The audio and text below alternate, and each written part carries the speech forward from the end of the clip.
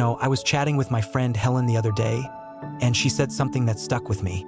She sighed and said, "I swear, some days it feels like my brain's running on dial-up." Chuckles.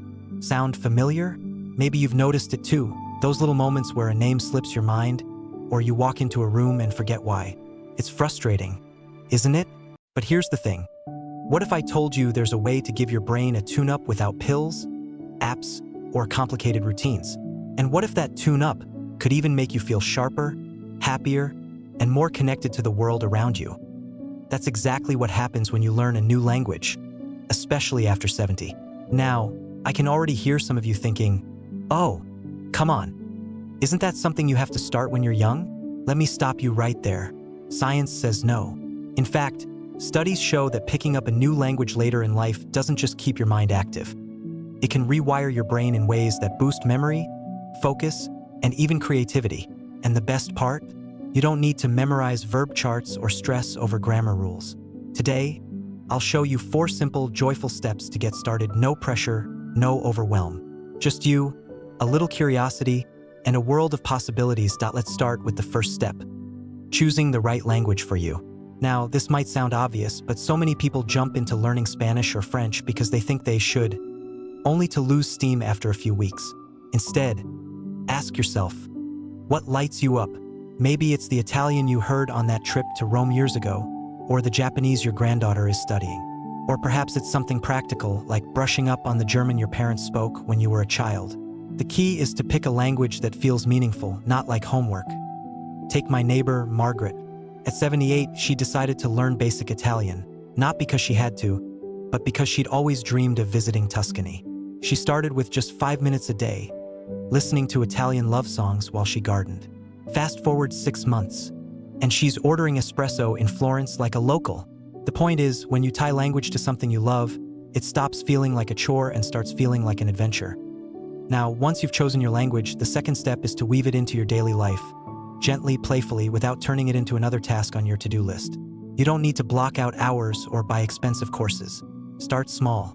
Label items around your house with sticky notes, window in Spanish, refrigerator in French. Keep a pocket notebook for phrases that make you smile, like, "How's the weather?" Or "That's delicious." Practice while you're doing something you already enjoy, like sipping your morning coffee or taking a stroll. Here's a trick. Use habit stacking. Pair your language practice with a routine you already have.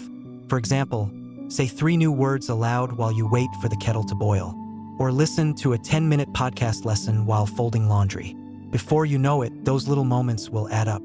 And don't worry about sounding perfect. This isn't about fluency. It's about giving your brain a fun, new puzzle to solve.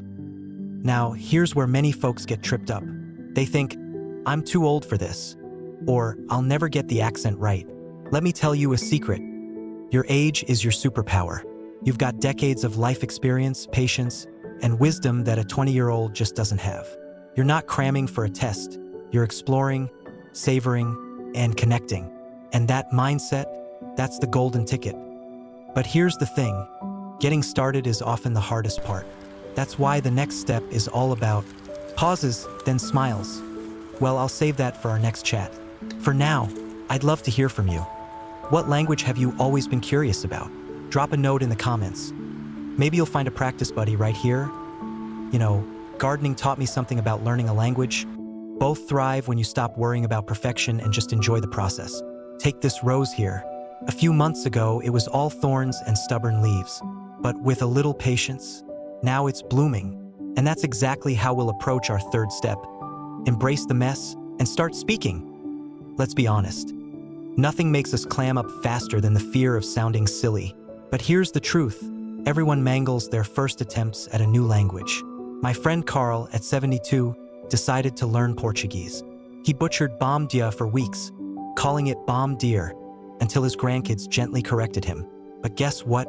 Those mistakes became inside jokes, stories he'd laugh about over Sunday dinners. And now, he's chatting with his Brazilian neighbor about soccer like they've known each other for years.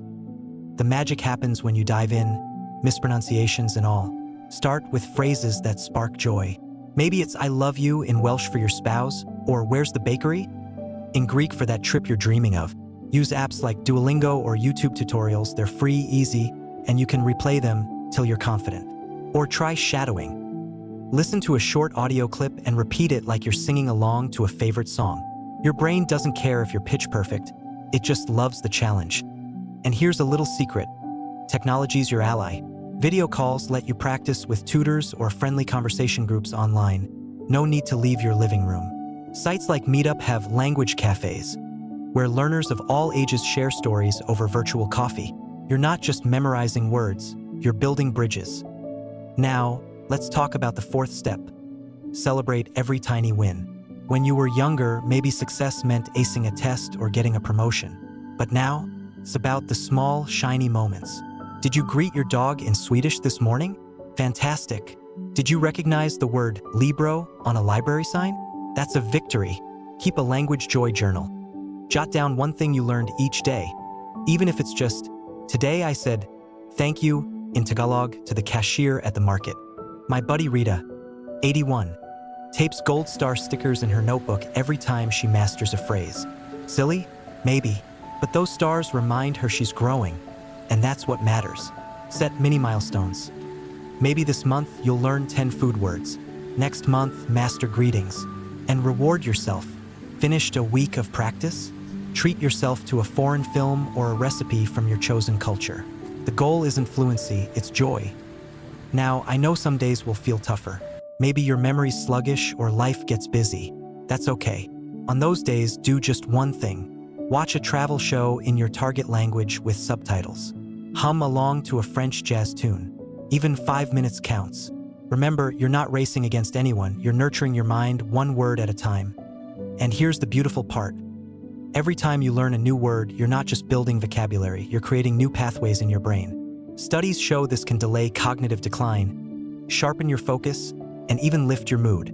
But forget the science for a second. Think about the pride you'll feel when you surprise yourself.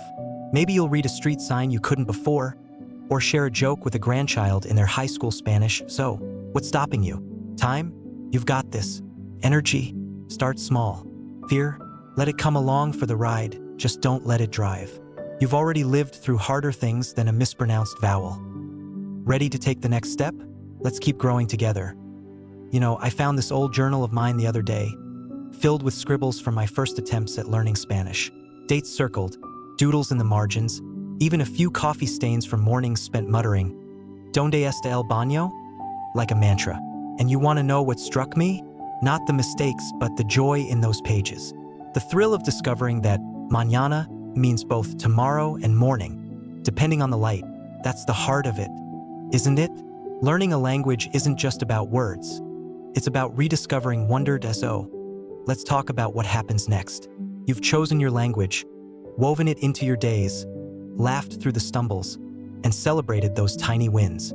Now, how do you keep that spark alive? The answer's simpler than you think. Make it a conversation with yourself, with others, with the world. Take my cousin, Frank. At 75, he started learning Mandarin on a whim after finding an old cookbook from his days stationed in Taiwan. He'd practice by narrating his day out loud. "I'm making scrambled eggs, je shi jiden." His cat probably didn't understand a word, but it didn't matter. Those solo chats kept his mind nimble. Then one day, he video called a Mandarin-speaking chef to ask about a recipe, and they ended up swapping stories for an hour. Frank's eggs might have been cold by the end, but his smile? That lasted weeks. The point is, language lives in connection. Don't wait until you're ready. Send a postcard in your new language to a friend. Join a virtual book club, or even talk to yourself in the mirror. Every time you use a phrase, you're not just practicing. You're reminding your brain, hey, we're still in the game. Now, I won't sugarcoat it. Some days will feel like climbing a hill. Maybe you'll forget a word you swore you'd memorized, or your accent feels thicker than oatmeal. But here's what I want you to remember. This isn't a test. It's a gift to your curiosity, your resilience, that spark inside you that says, I'm still growing. And every time you show up, even for 5 minutes, you're proving to yourself that age isn't a barrier. It's just a number, and you're so much more than that. Think of Margaret ordering espresso in Florence or Carl debating soccer in Portuguese. Think of you, years from now, telling stories about the time you surprised yourself. Maybe you'll finally read Don Quixote in its original Spanish, or sing Happy Birthday in Swahili to your great-grandkids. Those moments aren't just possible. They're waiting for you. So let's make a pact, you and I. Let's promise to treat ourselves with the same kindness we'd offer a dear friend. If you miss a day, just begin again. If a word trips you up, laugh and try it slower. This journey isn't about perfection. It's about play. And the world could use a little more play, don't you think? Before I go, I'd love to hear your story. Have you tried a new phrase this week? Dreamed up a future adventure? Share it in the comments. Let's inspire each other. And if you found this helpful, pass it along to a friend. Who knows? You might just become their language buddy. Here's to you. To the courage to begin, the grit to keep going, and the joy of discovering how much life is still left to learn. Thanks for letting me be part of your journey. Now go on, your next word is waiting.